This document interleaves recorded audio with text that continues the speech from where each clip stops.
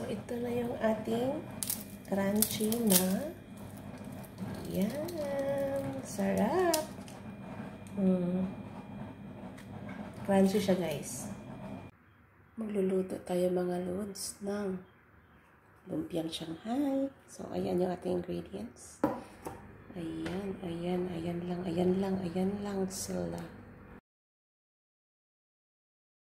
So, ayan na. Tagtarin na natin mabuti yung ating carrots.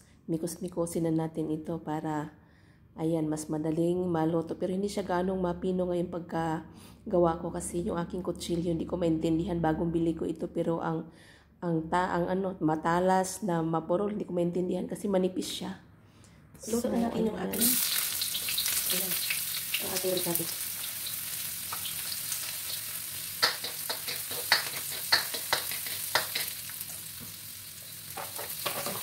Sama-sama na.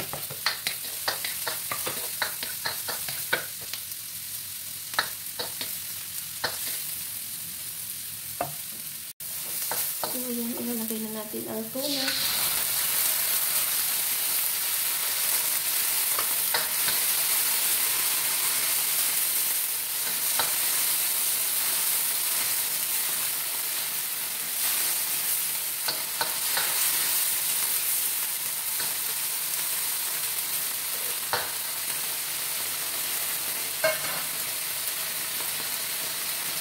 Ilalagay ang carrots.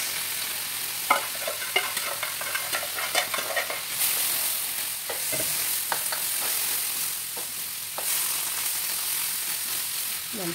Ano ito, lumpiang carrots. Maluluto na yung ating, ayan, lagyan natin ng itlog. Tapos, spalitos. Ayan, lagyan natin ng sibuyas dahon para mabango. Diba? Ayan na siya.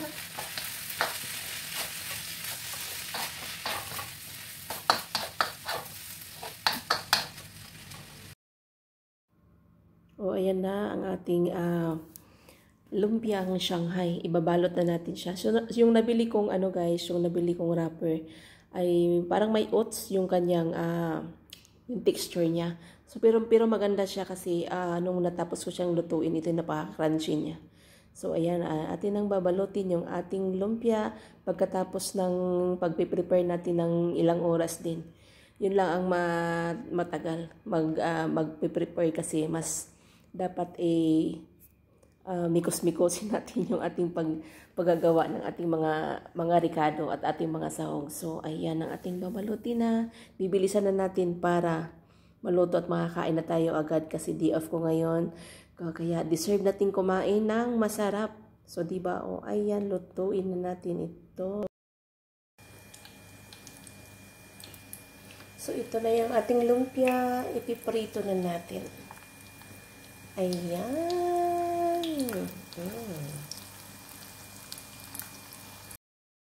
So, ito na guys. Naluto na nga talaga siya. O, nakita nyo ang pagka-brown niya. Ang ganda.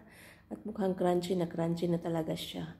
So, ayan. Ayaw magpakuha eh. Ayaw pa yata. Hindi pa yata siya luto. Kaya ayaw niya magpakuha.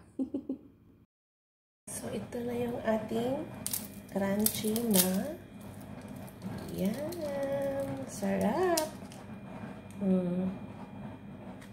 Crunchy siya guys.